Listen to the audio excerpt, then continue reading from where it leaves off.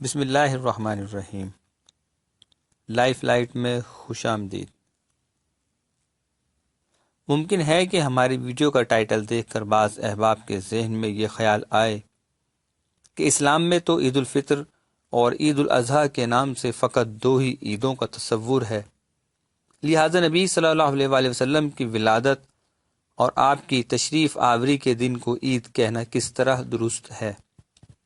ان احباب کی خدمت میں عرض ہے، یہ تصور درست نہیں کہ اسلام میں فقط دو ہی عیدیں ہیں۔ صحیح احادیث مبارکہ ثابت ہے کہ اسلام میں دو سے زائد عیدوں کا تصور موجود ہے۔ اس حوالے سے چند احادیث ملاحظہ فرمائیں۔ نمبر 1، حضرت ابو ہریرہ رضی اللہ تعالیٰ عنہ بیان کرتے ہیں، میں نے رسول اللہ صلی اللہ علیہ وآلہ وسلم کو ارشاد فرماتے ہوئے سنا، یوم جمعہ عید کا دن ہے، سو اپنی عید کے دن روزہ نہ رکھو، سوائے اس کے کہ اس سے ایک دن پہلے یا ایک دن بعد کو ملا کر رکھو۔ نمبر 2، حضرت عبداللہ بن عباس بیان کرتے ہیں، بے شک جمعہ کا دن اللہ تعالی نے مسلمانوں کے لیے عید کا دن بنایا ہے، پس جو شخص جمعہ کی نماز کے لیے آئے تو وہ غسل کر کے آئے، خوشبو میسر ہو تو خوشبو لگا کر آئے، اور تم پر مسواک کرنا لازم ہے۔ نمبر 3، حضرت ابن سباق رضی اللہ تعالیٰ عنہ بیان کرتے ہیں، نبی کریم صلی اللہ علیہ وآلہ وسلم نے جمعہ کے دن خطبہ دیتے ہوئے ارشاد فرمایا، جماعت مسلمین، بلا شبہ آج کے دن کو اللہ تعالیٰ نے مسلمانوں کے لیے عید کا دن بنایا ہے، پس تم اس دن غسل کیا کرو، اور جس کے پاس کوئی خوشبو ہو تو خوشبو استعمال کرے اور مسواک کرے۔ نمبر 4، حضرت نعمان بن بشیر رضی اللہ تعالیٰ عنہ بیان کرتے ہیں، رسول اللہ صلی اللہ علیہ وآلہ وسلم جمعہ کی نماز میں پہلی رکعت میں سورۃ الاعلیٰ اور دوسری رکعت میں سورۃ الغاشیہ پڑھتے تھے، اور اگر کبھی دو عیدیں ایک ساتھ جمع ہو جائیں، یعنی عید الفطر یا عید الاضحیٰ اگر جمعہ کے دن واقع ہوتی تو آپ نماز عید اور نماز جمعہ دونوں میں یہی دو صورتیں پڑھتے تھے۔ نمبر 5، حضرت ابو ہریرہ رضی اللہ تعالی عنہ بیان کرتے ہیں، رسول اللہ صلی اللہ علیہ وآلہ وسلم نے ایک خطبہ جمعہ کے موقع پر فرمایا، جماعت مسلمین، بے شک یہ دن اللہ تعالی نے تمہارے لیے عید کا دن بنایا ہے، پس تم اس دن غسل اور مسواک کیا کرو۔ ان تمام احادیث میں خود رسول اللہ صلی اللہ علیہ وآلہ وسلم نے یوم جمعہ کو یوم عید قرار دیا ہے، لہٰذا یہ کہنا کہ اسلام میں عیدین کے علاوہ کسی اور دن کے لیے عید کا کوئی تصور نہیں، درست نہیں ہے۔ نمبر 6، حضرت انس بن مالک بیان کرتے ہیں، رسول اللہ صلی اللہ علیہ وآلہ وسلم نے فرمایا، میرے پاس جبرائیل امین آئے، ان کے ہاتھ میں ایک چمکدار آئینہ تھا، اس میں ایک سیاہ نقطہ تھا، میں نے کہا جبرائیل یہ سیاہ نقطہ کیا ہے؟ کہا یہ جمعہ کا دن ہے، اس لیے آپ کا رب آپ پر فرض فرمائے گا تاکہ یہ دن آپ کے لیے اور آپ کے بعد آنے والی آپ کی امت کے لیے عید کا دن بنے۔ نمبر 7، عمار بن ابی عمار بیان کرتے ہیں، ایک دفعہ حضرت عبداللہ بن عباس رضی اللہ تعالی عنہ نے مائدہ 3 سورت نمبر 3 کی تلاوت کی تو پاس کھڑے ایک یہودی شخص نے کہا، اگر یہ آیت ہم پر نازل ہوتی تو ہم اس دن کو عید کے طور پر مناتے۔ آپ نے اسے جواب دیا، بے شک یہ آیت دو عیدوں یعنی جمعہ اور عرفہ کے دن نازل ہوئی ہے۔ معاف کیجیے گا، سورہ مائدہ آیت نمبر 3۔ حضرت عبداللہ بن عباس نے اس یہودی سے یہ نہیں کہا کہ ہمارے دین میں فقط عید الاضحیٰ اور عید الفطر دو ہی عیدوں کا تصور ہے، لہٰذا ہم اس دن کو بطور عید نہیں منا سکتے، بلکہ آپ نے اس کی تائید کرتے ہوئے فرمایا، یہ آیت جمعہ اور عرفہ کے دن نازل ہوئی ہے، اور یہ دونوں دن مسلمانوں کے لیے عید ہی کے دن ہیں۔ نمبر 8، سورہ مائدہ کی تیسری آیت میں اللہ تعالیٰ نے شریعت اسلامیہ کی تکمیل اور اپنی نعمت کے اہتمام کا اعلان فرمایا ہے۔ اس آیت کے حوالے سے ایک یہودی شخص نے حضرت عمر سے کہا، امیر المومنین، آپ اپنی کتاب میں ایک ایسی آیت پڑھتے ہیں کہ اگر وہ آیت ہم گروہ یہود پر اترتی تو ہم اس کے یوم نزول کو عید کا دن بنا لیتے۔ آپ نے پوچھا تم کس آیت کی بات کر رہے ہو؟ اس نے کہا، ترجمہ، آج میں نے تمہارے لیے تمہارا دین مکمل کر دیا اور تم پر اپنی نعمت پوری کر دی اور تمہارے لیے اسلام کو بطور دین پسند۔ حضرت عمر نے فرمایا، جس دن اور جس جگہ یہ آیت نبی کریم صلی اللہ علیہ وآلہ وسلم پر نازل ہوئی ہم اس کو پہچانتے ہیں۔ آپ صلی اللہ علیہ وآلہ وسلم اس وقت جمعہ کے دن عرفات کے مقام پر کھڑے تھے۔ حضرت عمر نے بھی اس یہودی کی تردید کرنے کی بجائے اس کی توثیق کرتے ہوئے اسے یہ باور کرایا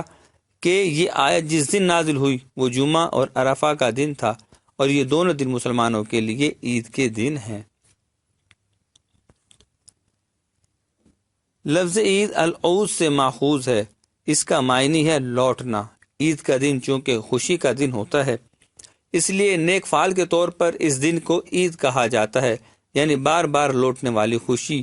اور ہر خوشی کے اجتماع کو عید کہہ دیا جاتا ہے، جیسا کہ مذکورہ بالا احادیث میں جمعہ کے دن کو عید کا دن قرار دیا گیا ہے۔ عربی کا ایک شاعر کہتا ہے، ترجمہ، عید کے دن تم میری عیادت کے لیے آئے ہو اور یہ جمعہ کا دن بھی ہے، میری خوش نصیبی ہے کہ مجھے 3 عیدیں ایک ساتھ حاصل ہو گئیں۔ قرآن مجید میں بھی عید کا ذکر آیا ہے، جب حضرت عیسیٰ علیہ السلام سے ان کی قوم نے کہا آپ اپنے رب سے دعا کریں کہ وہ ہم پر آسمان سے دسترخوان نازل فرمائے، تو حضرت عیسیٰ علیہ السلام نے دعا کی، اے ہمارے رب، ہم پر آسمان سے خوان طعام نازل فرما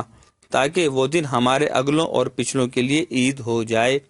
اور تیری قدرت کی طرف سے نشانی ہو جائے، اور ہمیں رزق عطا فرما اور تو سب سے بہتر رزق عطا فرمانے والا ہے۔ سورہ المائدہ آیت نمبر 114۔ اس آیت مبارکہ میں حضرت عیسیٰ علیہ السلام نے خوان طعام کے نزول کو عید قرار دیا اور اللہ تعالیٰ نے قرآن کریم میں ان کی اس دعا کا ذکر فرمایا، پس معلوم ہوا کہ نزول نعمت یا حصول نعمت کے موقع کو عید سے تعبیر کر سکتے ہیں، اور اس میں کیا شبہ ہو سکتا ہے کہ نبی کریم صلی اللہ علیہ وآلہ وسلم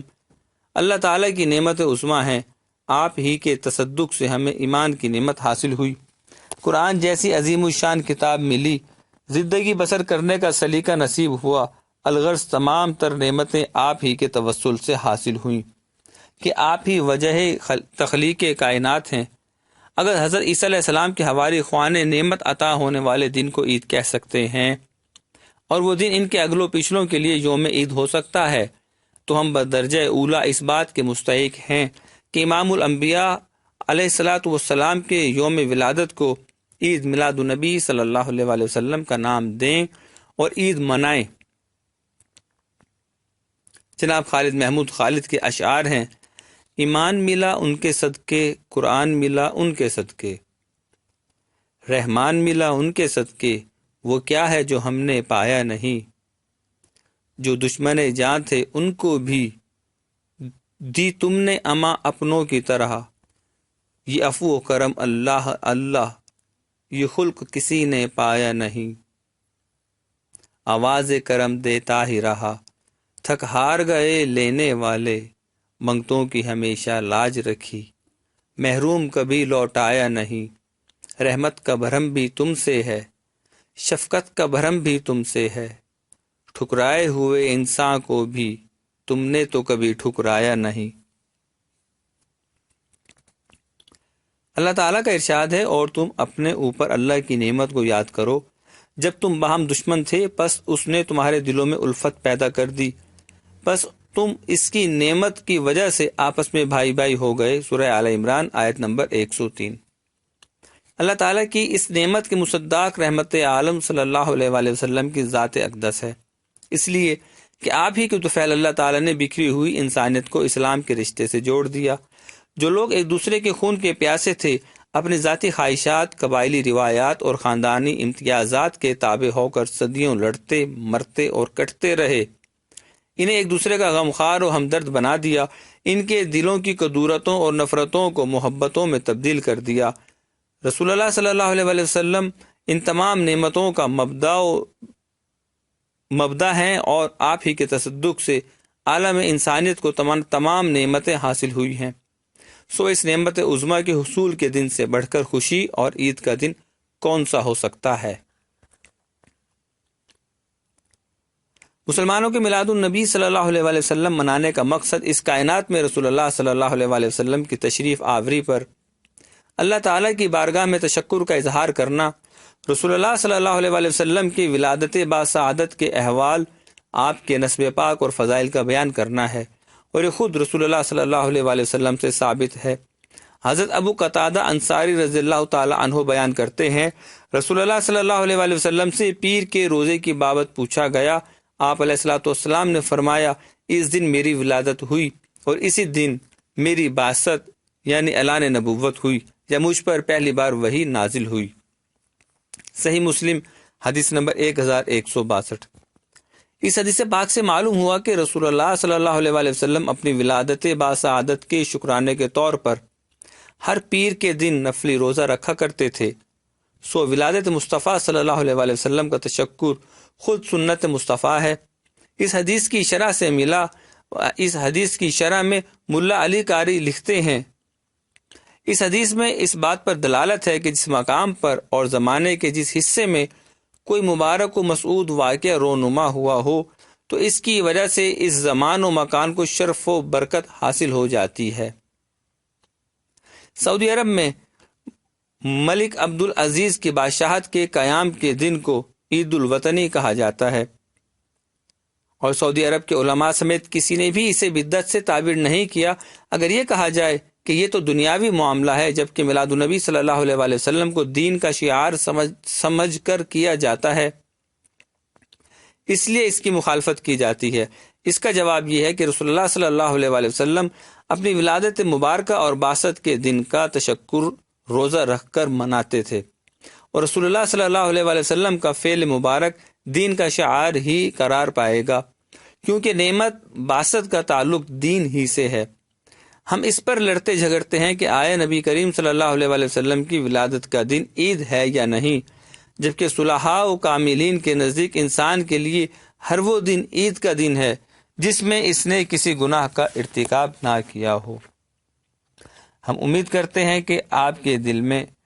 عید میلاد النبی صلی اللہ علیہ وسلم کے تصور کے حوالے سے جو بھی خدشات ہوں گے وہ دور ہو گئے ہوں گے۔ پھر بھی آپ کے پاس کوئی سوال ہو تو اپنے کامنٹ سیکشن میں اپنی رائے کا اظہار ضرور کیجیے۔ ہم امید کرتے ہیں کہ آپ کو یہ ویڈیو پسند آئے گی۔